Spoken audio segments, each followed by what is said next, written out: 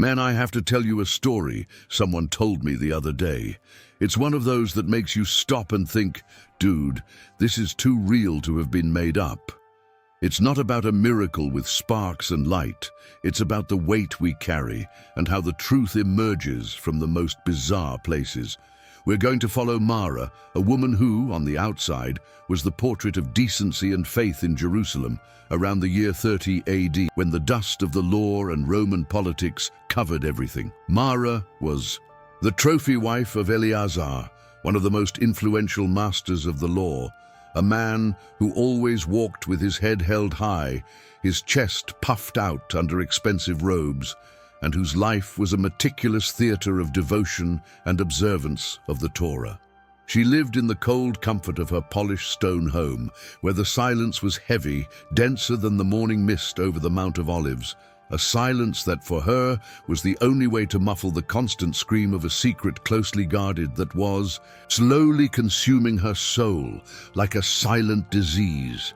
Mara was about 35 years old, but the weight of guilt aged her internally, giving her brown eyes a permanent shadow of sadness, even when her smile, forced by years of social practice, tried to convince the world of her conjugal happiness and her impeccable purity.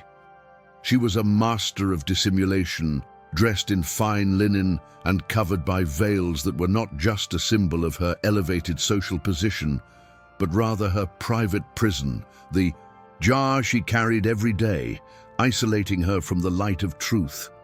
What no one knew, not even her husband, who worried more about the temple tithe than his wife's soul, was that years earlier, Mara had given birth to a son, the fruit of a desperate and forbidden mistake, a baby that she, terrified by the threat of stoning and the social disgrace that would fall upon her family, abandoned. The child was left near Gadara, that disgusting region considered unclean, a place that was like the garbage dump of Israel, and there he died. Since then, Mara's life was not her own. It was contained mourning, a self-imposed penance that she only alleviated in a secret annual ritual of self-punishment, on the presumed anniversary of the death of that little bit of a person. The atmosphere this year was different. It was a day, or rather, the pre-dawn hours dragging into a particularly suffocating day, both in the weather and in the spirit, when Mara allowed herself the secret journey. She used a false name, Leah, and simple dark robes, borrowed from a trusted maid and well paid to keep her mouth shut, that barely looked like hers. She was traveling to the only thing she had left, the brutal truth of her failure. Her destination was the Valley of the Tombs of Gadara, a place that even the crows seemed to avoid, a setting of cold stone, fine dust that whipped in the wind, and silence cut only by distant howls. She knew that place was considered profaned, the den of madmen and beggars, where the unclean spirits were said to dwell, and that was exactly why she chose it. It was the only sacred ground for her profane pain. As she walked, Mara's heart beat a dull, heavy rhythm against her ribs, a hammering beat that seemed to echo the silent judgment she felt coming from every shadow, every rock. The sun had not fully risen yet, leaving the valley shrouded in a grey, ghostly light that only heightened the feeling that she was entering a place on the edge of the world, in the limbo between life and death. Her body, accustomed to luxury and rest, complained about the strenuous walk, but she ignored it, feeling that every painful step was a trade coin she was paying to her past, a small dose of penance that perhaps might appease the guilt that was strangling her. That valley, dotted with dark holes of tombs carved into the rock, was her particular Jacob's well, the only place where she could take off the mask and allow the hidden grief to finally pour out. Mara finally arrived at the tomb she had marked as her own each year, a dark hole in the face of a rock, more discreet and set apart from the more elaborate tombs of the rich, but close enough to the area where the wretches of the region hid. She tossed the mourning veil aside, and the simple mantle that disguised her fell loosely from her shoulders, revealing the expensive yet sober garment underneath, a subtle and painful reminder of the golden life she was fleeing. The air inside the stone chamber was colder than the wind outside, a cold that wasn't just from the stone, but felt like a bone chill of ancient and neglected death, which ironically made her feel more at home than in her luxurious room in Jerusalem. She knelt there, and the smell of dry earth, mold, and something indefinable, almost metallic, brought forth the clear image, though never seen, of that baby who never had a name, a face, only the overwhelming weight of a choice made in panic. And for the first time that year, the tears came. They were not tears of blind despair. They were tears of confession, a bitter river that flowed down her face, momentarily cleansing the veneer of holiness she wore day to day. As Mara sobbed, bent over the hard, cold earth, surrendered to her most honest and raw pain, the atmosphere around her began to thicken in a strange way, different from the usual oppressive mystery of that valley. It wasn't a noise, but a presence. It was as if the silence had become a solid, almost palpable thing that was embracing and observing her at the same time. And then she heard it. It wasn't a cry of madness nor the murmur of the beggars who sometimes passed by. It was a voice that was not hurried, that was surprisingly calm and deep, like the sound of a thick lute string being slowly plucked, a voice that carried the weight of a truth that did not ask permission to be spoken. And what made the moment even more stunning for Mara was that the voice did not come from behind, from the tomb's entrance, but from the edge, right at the entrance, where the grey light met the darkness, and the sound did not call her Leah or woman. The voice said her true name, the name she was trying to bury, Mara. The name Mara rang out in the cold, dusty air of the catacomb with a resonance that was unnatural, as if it had been torn from the stone itself. The woman flinched, the air trapped in her lungs. The panic did not come from a sudden fright, but from an icy certainty that simple sound had ripped the fabric of her lie into 1,000 pieces. She lifted her tear-filled eyes, slowly, like someone who fears the vision that awaits her, and there, sitting on the edge of the neighboring tomb, he was, the demon-possessed man of Gadara. But he was not the chained, howling beast that the stories of Jerusalem told to scare children.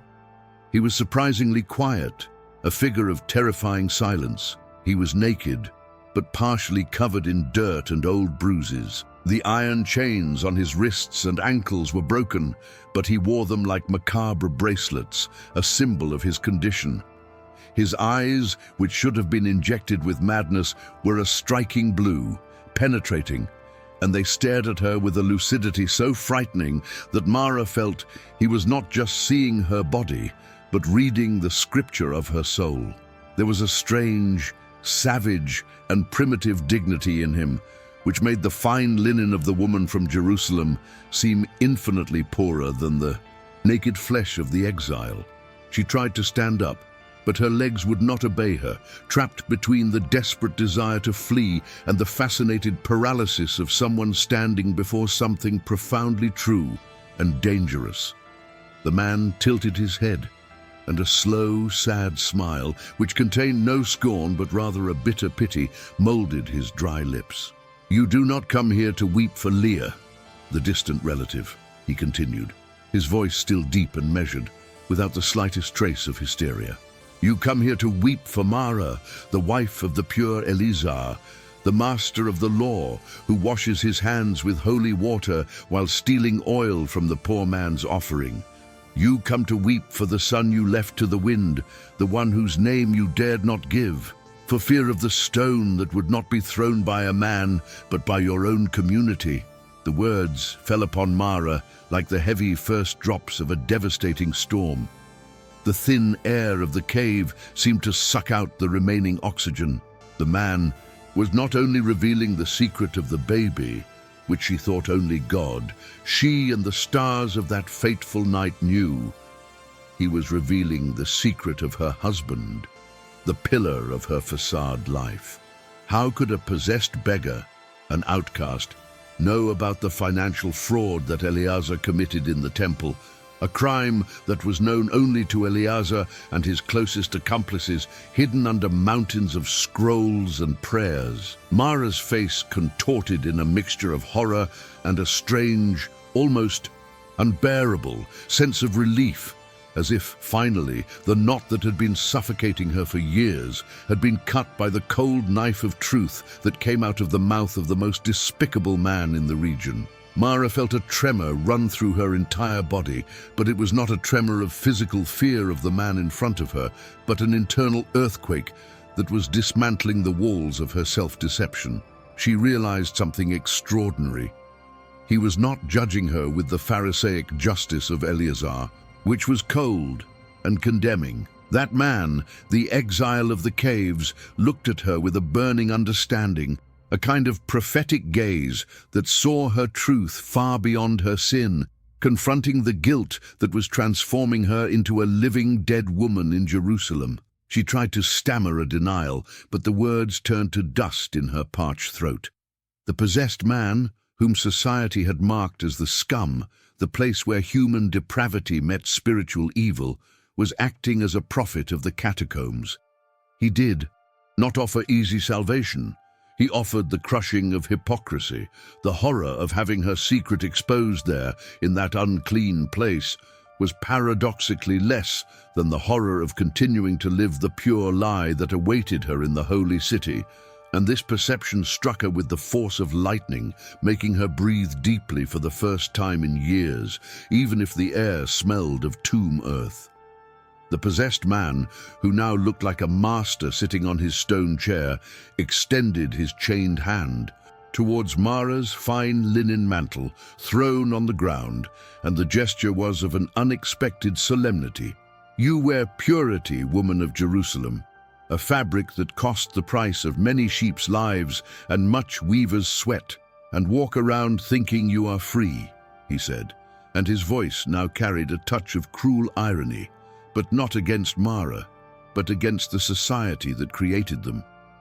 "But you are more chained by your hidden guilt and by Eleazar's facade than I am by these iron chains that break every night with the force of the raw truth that dwells in me.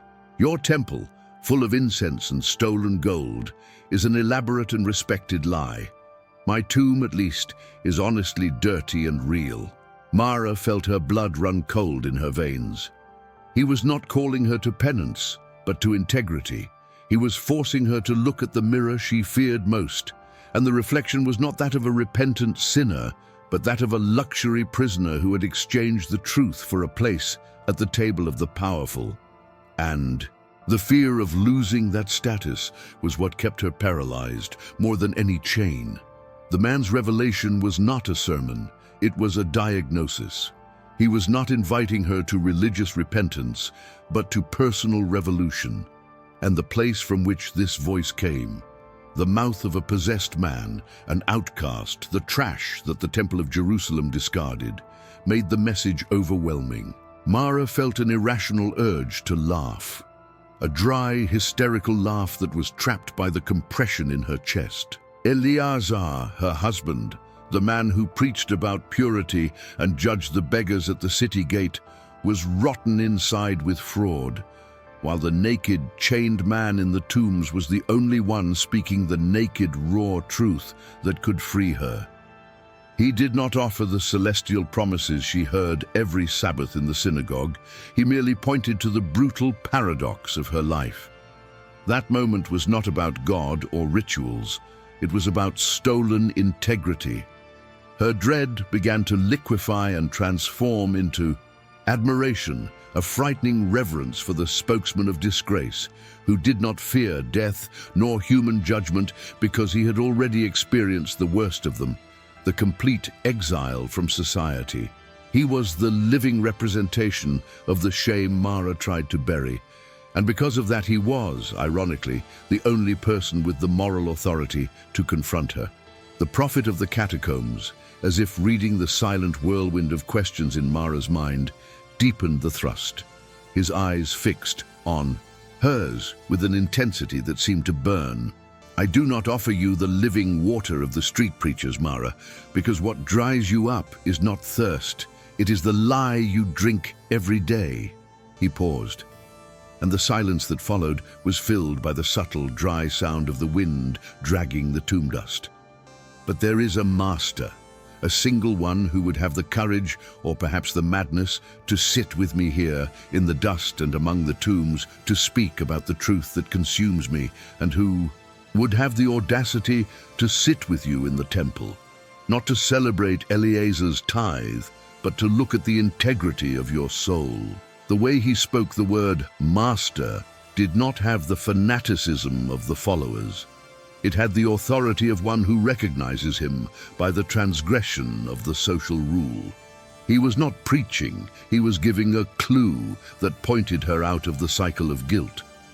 Mara felt a sudden shiver, a perception that struck her like lightning. That master he spoke of did not care about what was on the surface, about ritual purity or who was naked. He only cared about what was hidden, about the unguarded soul, both that of the possessed man and that of the fine linen lady. The possessed man of Gadara at that moment was not a lunatic, but the most sincere of guides. His condition as an extreme outcast placed him in a position of exemption that no one in Jerusalem possessed. He had nothing to lose, and therefore could only speak the truth. Mara felt the weight of her linen mantle, which previously seemed like a shield of respect, now seemed like a suffocating armor of lies. The truth coming from that tomb was cutting and liberating at the same time. That man did not condemn her for abandoning her son. He condemned the system that forced her to do it, the fear of the social stone that Eleazar and his Pharisee friends wielded against any deviation.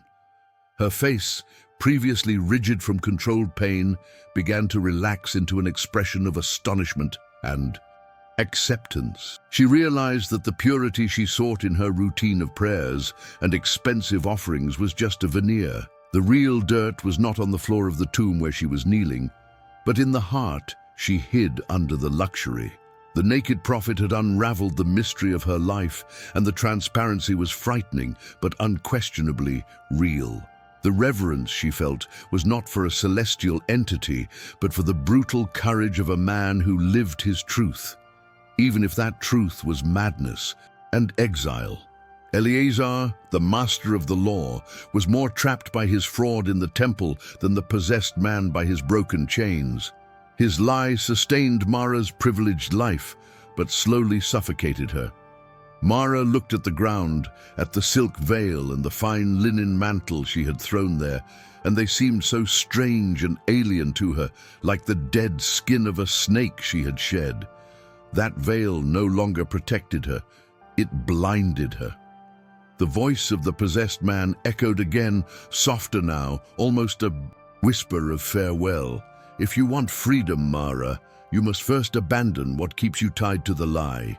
The most destructive weight is the sin that hides beneath the cloak of religiosity. Your life in Jerusalem is a temple built for your husband's hypocrisy. To be real, you need to tear up your role, not your mourning clothes." The challenge was clear, terrifying, and irrefusable. The decision Mara faced there, among the dust of the dead, was not about going home or not. It was about who she would be from then on. She could continue to be the silent, pure wife of the master of the law, or embrace the honest dirt of her own story. A dense and solemn silence settled in the valley. Mara remained kneeling, but now it was no longer a pose of penance. It was a position of listening. She did not hear the possessed man, who seemed to have sunk into a serene stupor, as if his mission had been accomplished. She heard the thunderous voice of her own conscience, which was finally free to scream, now that the shackles of the lie had been cut. That moment in the middle of the morning, between tombs and the dust of the dead, was her awakening. She realized that her life with Eleazar was a terrible bargain. She had traded the mother of a dead son for the pure wife of a thief, and the price of that exchange was her own soul, which was wasting away with every cold kiss and every empty prayer recited in front of others. Looking at the naked and free man in front of her, Mara felt an overwhelming desire to undress herself of her facade.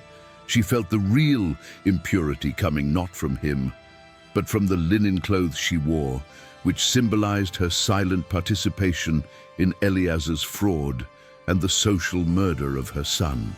It was a cruel and transforming revelation. True liberation would not come from divine forgiveness, but from the radical confrontation with her own history. With a determination she never knew she possessed, Mara stood up. There was no haste in her movements, but rather the frightening calm of someone who has just made an irreversible decision. Her fingers, previously delicate and adorned with discreet rings that now seemed insignificant, moved resolutely towards her Jerusalem linen mantle. She held it with both hands and tore it, not with the anger of someone destroying, but with the strength of someone freeing themselves, and the sound of the expensive fabric ripping echoed dryly in the stone chamber, sounding like a small thunder of truth.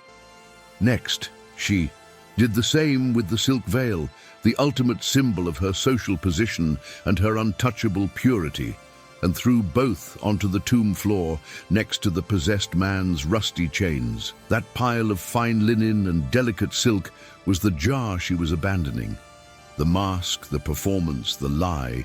Below, all that remained was the simple, dark tunic of the maid, dirty from the journey, which now seemed the most honest garment she had ever worn. She looked at herself for an instant, feeling vulnerable and terribly strong at the same time. She was no longer dressed as Mara, the pure wife. She was dressed in real mourning, a simple, direct, and no longer contained grief. The possessed man did not move, nor did he give any sign that he had noticed Mara's radical transformation, but she felt deep in her soul that he knew. He was the mirror of her new and terribly precarious honesty. She picked up the torn mantle and the discarded veil, the carcasses of her hypocrisy, and folded them with an almost reverent care. They were no longer clothes, they were testimonies. She placed them in the deepest and darkest point of that neighboring tomb, not as an offering, but as a burial. The burial of Mara, the pure and silent wife of Eleazar, the one who prioritized status above truth.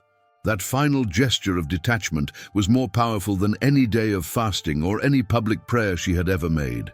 A cold and strange peace flooded her, a feeling of lightness that did not come from joy, but from the absence of a burden she had carried for years. It was the silence that follows the storm, and for the first time she felt that she was no longer fleeing from anything. She was just walking towards herself. The valley, previously somber and oppressive, now seemed just a place, a crucible of revelation that had fulfilled its purpose. Mara turned to leave. The sun was already high, and the harsh desert light bathed the rocks and the tombs, taking away some of the ghostly aura of the pre-dawn. Hours, but she barely noticed. Her mind was fixed on the monumental task that awaited her in Jerusalem. She was not returning to rebuild the lie, nor to seek forgiveness. She was returning to confess. To confess the abandoned son, the sin that made her forever impure in the eyes of the law.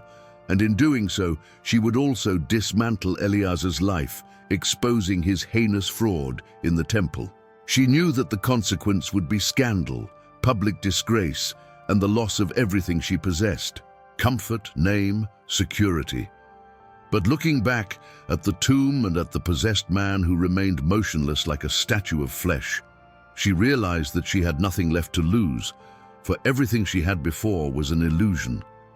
The greatest of all fears, judgment, had already been confronted in the lucid gaze of that naked man, and she had endured it.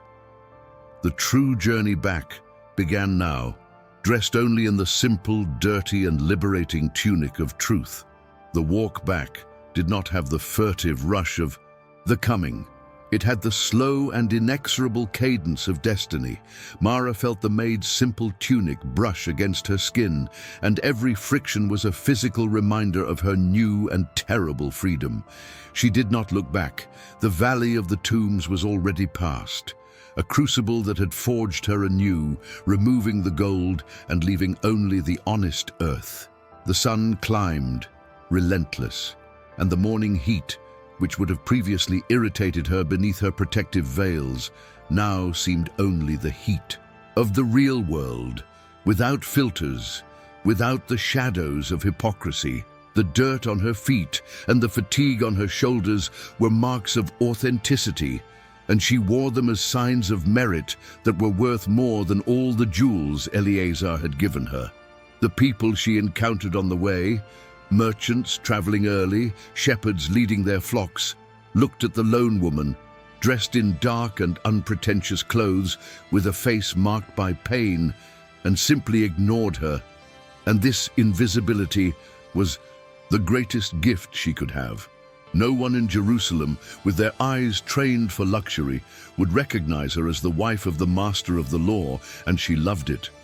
She was, for the first time in years, just Mara, a broken woman, and because of that, whole. The Judean landscape began to appear differently to her.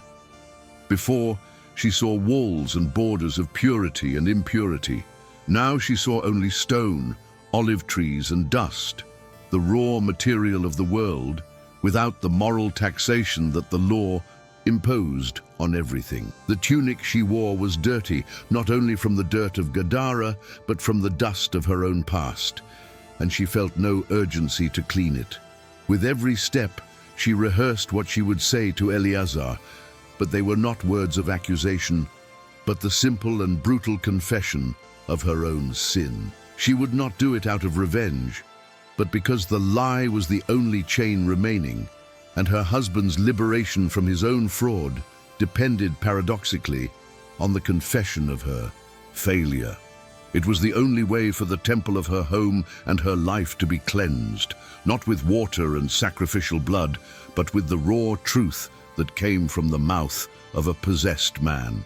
The reverence was now directed at the silent force that propelled her towards an uncertain but inescapably true future, a future that, she knew, would lead to total loss, but also to peace. Upon approaching the imposing walls of Jerusalem, the contrast between the real world and the world of her past life struck Mara with renewed force.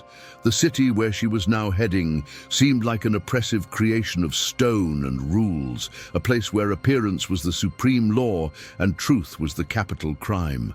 She observed the gates through which merchants passed with their laden camels and pilgrims with their devout looks, and felt a pang of deep pity for that crowd. Everyone was rushing, everyone was busy maintaining their facades, following the law to the letter, without realizing that real life was in the dirt, in the brutal honesty of the Valley of the Tombs. She no longer felt the need to hide, and that was an intoxicating sensation. Her simple tunic, now slightly torn from the journey and marked by the road dust, was a battle standard against hypocrisy.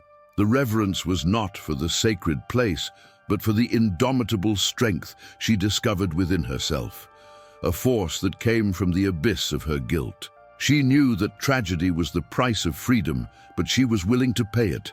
With the serenity of someone who has already lost everything that mattered, Mara moved through the city with a silent determination. She was not the woman who entered in sedan chairs, but an indistinct shadow that mingled with the poor and the simple, those she and Eleazar used to ignore.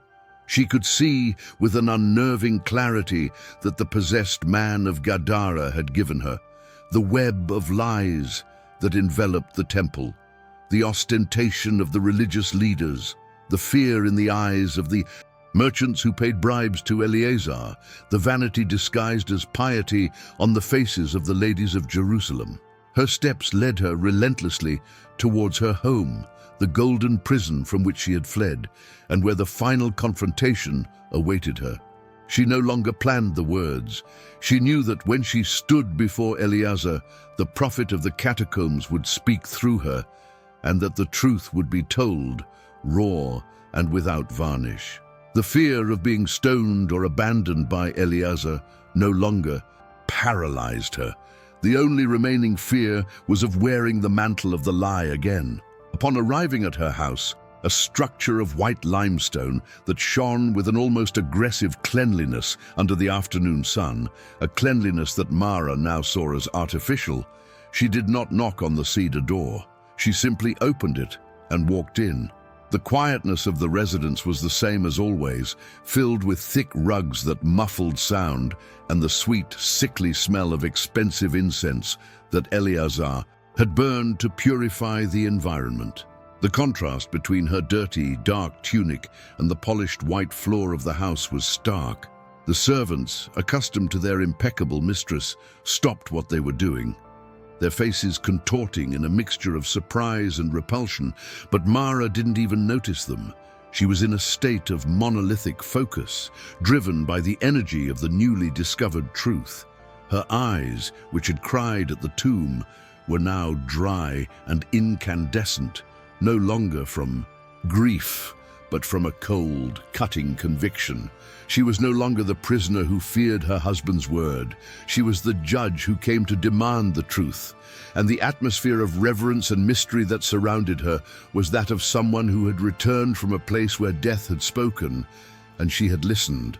Eleazar was in his scroll room, a room lined with dark wood and the scents of oriental oils, reviewing the temple accounts with the arrogant serenity of someone above any suspicion. He looked up when he heard the abrupt entrance, and the sight of Mara, dirty, without her veil and dressed in a servant's clothes, made him let out a strangled squeal of shock that was completely incompatible with his public dignity. His face, usually marble-like, crumbled into a mask of pure terror, for he was not just seeing his wife back from a trip, he was seeing incarnate disgrace entering his house and threatening the foundation of his life of prestige. Mara, what is the meaning of this?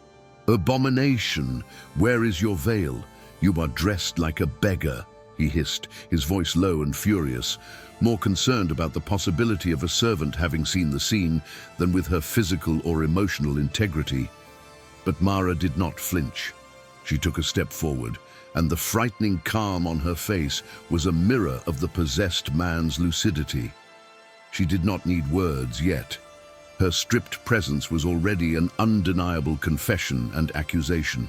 Eleazar took another step back, as if the road dirt on Mara's tunic could contaminate his immaculate linen. "Speak, woman, where have you been? And what the devil happened to your decent clothes? I was about to send the guards. Do you know what the other masters will think if they see you like this? This is disgrace," he roared. But there was a note of genuine fear in his voice, a fear that did not come from the loss of honor, but from the loss of power. He feared the scandal she represented. Mara, however, did not waver. Her eyes met his, and the brutal clarity she brought from the tomb hit him like a physical blow. "I was in Gadara, Eleazar," she said, and the mention of that unclean name, the place of disgrace and demons, made the master of the law shudder as if he had been shocked. "I was with the dead, and there, among the tombs and the dust, I found the truth that you and I tried to bury.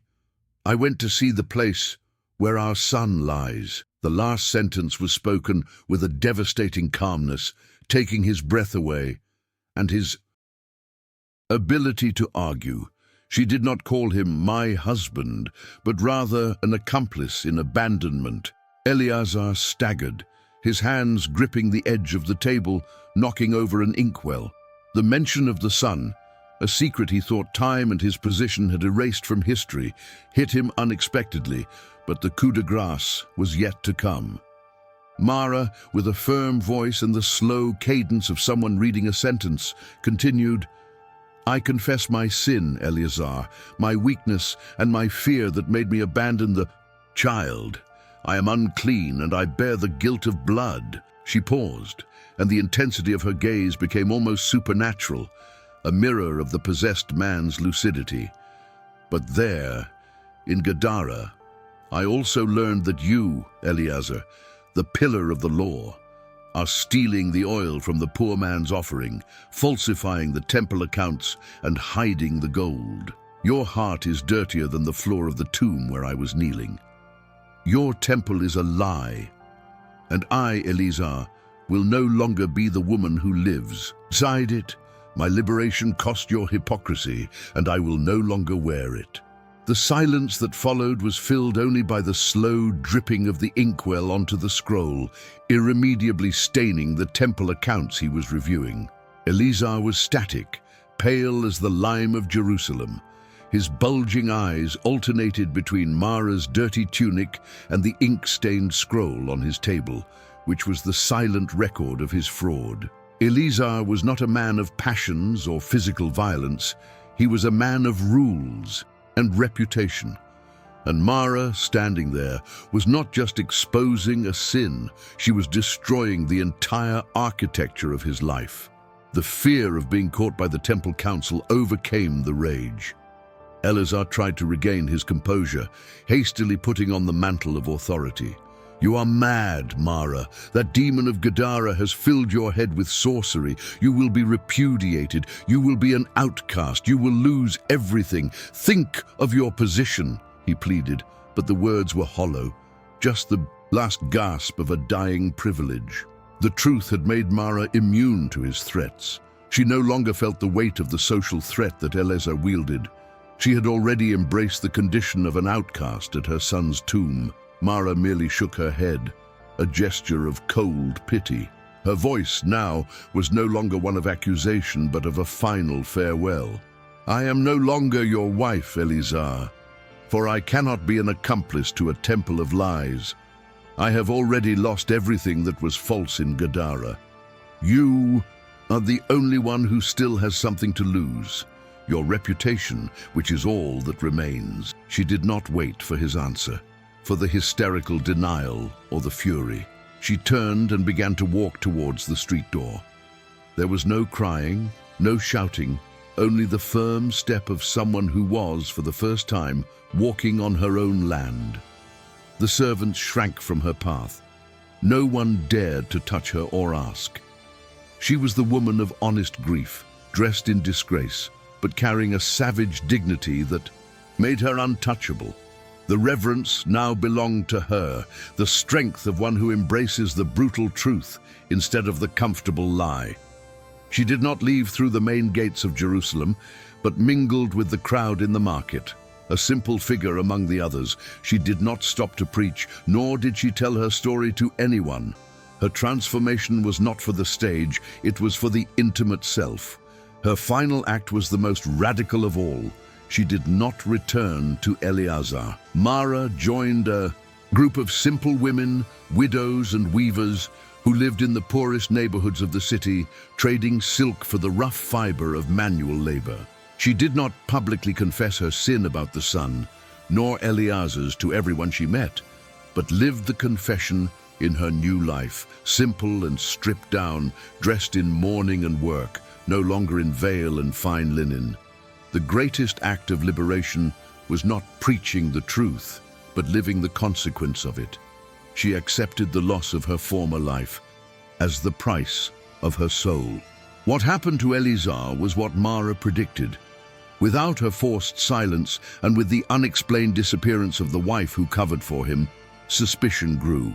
The conspirators began to betray each other, and the fraud in the temple was discovered. Eleazar lost his position, his wealth, and his honor, being exiled to a distant city. And Mara? She lived the rest of her days in Jerusalem, unrecognizable to the society that had condemned her. She never heard from the possessed man of Gadara again, nor did she seek out the master he had spoken of. But the revelation of that day remained unforgettable and mysterious. She knew that her true liberation came from the most unclean place in the world, from the mouth of an outcast who taught her that the most destructive sin is the one that hides beneath the cloak of religiosity. She was never again the pure wife, but was, finally, an honest woman, carrying with her the silent miracle of her own truth.